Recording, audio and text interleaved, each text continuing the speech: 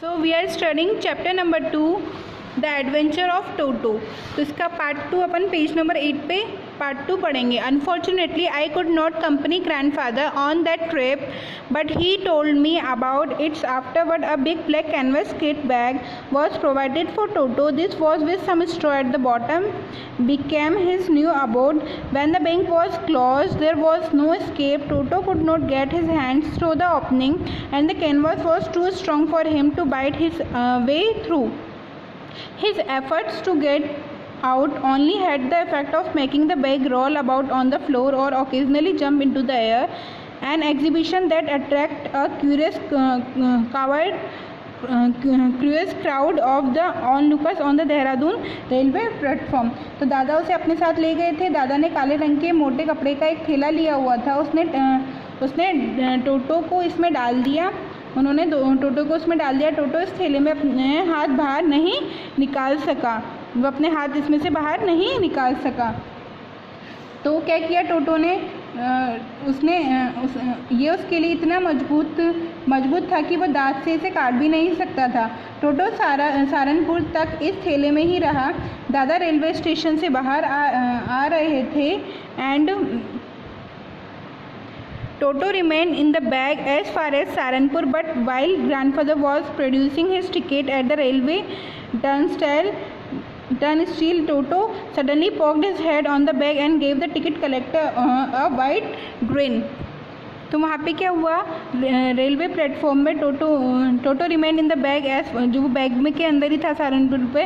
पर जब ग्रैंडफादर ने टिकट लेने के लिए अपने बैग को खोला तो टोटो ने उसमें से अपना सिर निकाला, ठीक है, और उसने टिकट निकाला और टिकट कलेक्टर की तरफ दांत निकाले और टिकट कलेक्टर ये देख के क्या हो गया, शॉक्ड हो गया।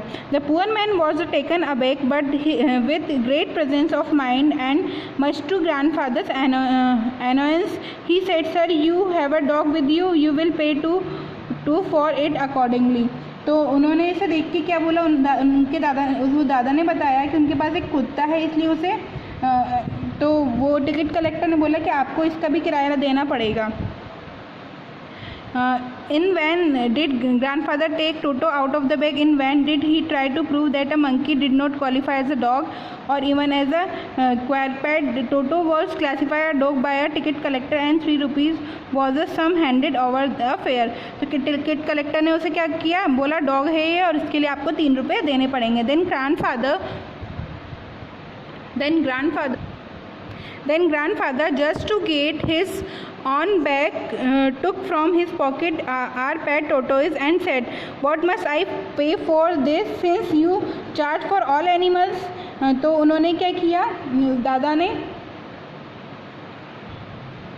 तो ग्रैंडफादर ने क्या किया, उनके पॉकेट में क्या था, एक टॉर्टोइज भी था। उन्होंने ये दिखा के बोला कि क्या तुम जानवरों के भी पैसे लेते हो क्या, टिकट लेते हो क्या मुझे इसका भी टिकट देना इसके भी पैसे देने होंगे क्या। टिकट कलेक्टर ने कहा कि ये कुत्ता नहीं है इसलिए उसके लिए कुछ नहीं देना है, बट वो टोटो को क्या मान रहा था, कुत्ता ही मान रहा था और उससे क्या बोल रहा था कि आपको टोटो के 3 रुपीज़ देने पड़ेंगे।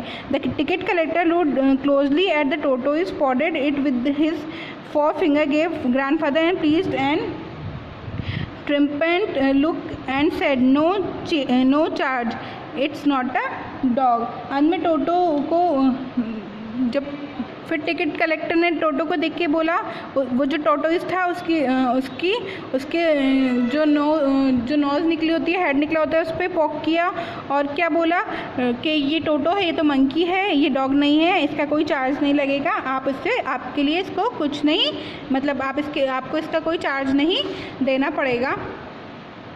When was Toto finally accepted by grandmother, he was given a comfortable home in the stable where he had for the companion the family donkey Nana. On Toto's first night in the stable, grandfather paid him a visit to see if he was comfortable. To his surprise, he found Nana without apparent cause pulling at her halter and trying to keep her head as far as possible from the bundle of hair. Grandfather gave Nana a slap across her haunches and she jerked back. Dragging Toto with her, he had fastened on to her long ears with a sharp little teeth. Toto and Nana never became friends. तो जब last में उसे टोटो को घर में स्वीकार कर लिया तो आखिरकार टोटो ने भी घर को स्वीकार कर लिया, एक्सेप्ट कर लिया। दादा ने टोटो को घुड़साल, वो जो जहाँ पे घोड़े रहते हैं वहाँ पे एक आराम वाली जगह दी। वहाँ पर टोटो को परिवार की गधे नाना एक साथी के रूप में मिल गए, परंतु टोटो ने उसे तंग करना जारी रखा और वे कभी फ्रेंड नहीं बन सके। फिर टोटो ने क्या क्या शरारत की।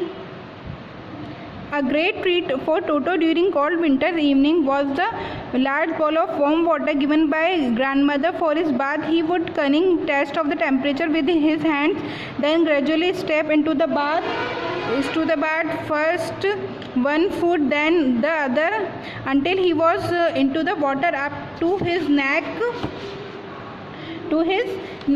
तो सर्दियों में दादा ने टोटो को गर्म पानी का एक बड़ा बर्तन दिया। वह उसके नहाने के लिए था। टोटो उस बर्तन में क्या कर जाता था, बैठ जाता था। फिर वो अपने शरीर पर साबुन लगाता था और पूरे शरीर में पूरे साबुन को रगड़ता था। फिर जब पानी ठंडा हो जाता था तो वो इसमें से बाहर आ जाता था। तब वो रसोई की आग के पास चला जाता था और वो अपने आप को गर्म करता था। यदि कोई इस पर हंसता तो वो नहाने से मना कर देता था। ये सब होता था किचन में।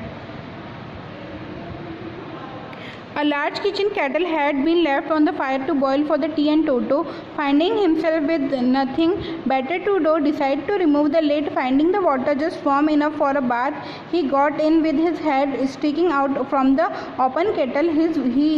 This was just fine for a while until the water began to boil. Toto then raised himself a little, but finding it cold outside, sat down again. He continued hopping up and down for some time until grandmother arrived and hauled him half boiled out of kettle. If there is a part of brain especially devoted to mischief, that part of largely developed in Toto. He was always tearing things to pieces. Whenever one of my aunts came near him, he made every effort to get hold of her dresses and tear a hole in it.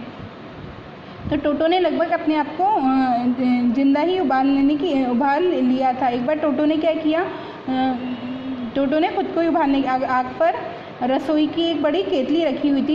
ये चाय उबालने के लिए थी। टोटो ने ढक्कन हटाने का निर्णय किया। उसने नहाने के लिए पानी गर्म पाया। वो अंदर गया, तभी पानी उबलने लगा। टोटो ने स्वयं को थोड़ा सा ऊपर उठाया, परंतु वो फिर से बैठ गया। उसने कूदना जारी रखा। दादी वहाँ आई, उन्होंने उसे केतली से बाहर निकाल लिया।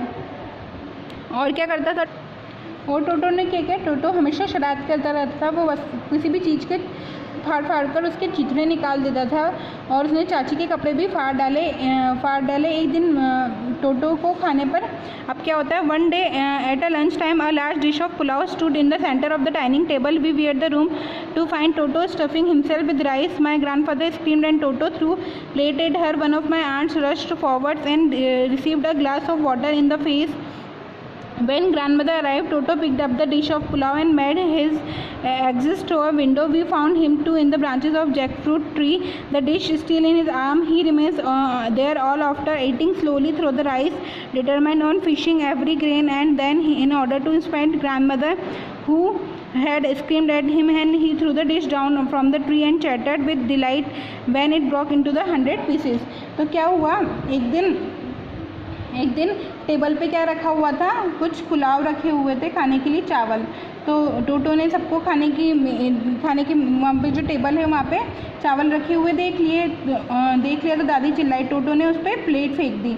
फिर जो ऑथर की जो चाची है वो आगे दौड़ी तो टोटो ने उसके चेहरे पर पानी का ग्लास फेंक दिया. जब दादा आए तो टोटो के हाथ में पुलाव की प्लेट के साथ वो बाहर दौड़ गया. वो जो जैक फ्रूट है उसके पेड़ की टहनियों पे चढ़ गया. उसने प्लेट दादी पर फेंक दी और जब वो उस पर चिल्लाई थी तो उसने जो प्लेट है और प्लेट को 100 पीसेस कर दिए. Obviously, Toto was not the sort of pet we could keep for long. Even grandfather realized that we were not well-to-do and could not afford the frequent losses of dishes, clothes, curtains, and wallpaper. So grandfather found the Tonga driver and sold Toto back to him for only 3 rupees.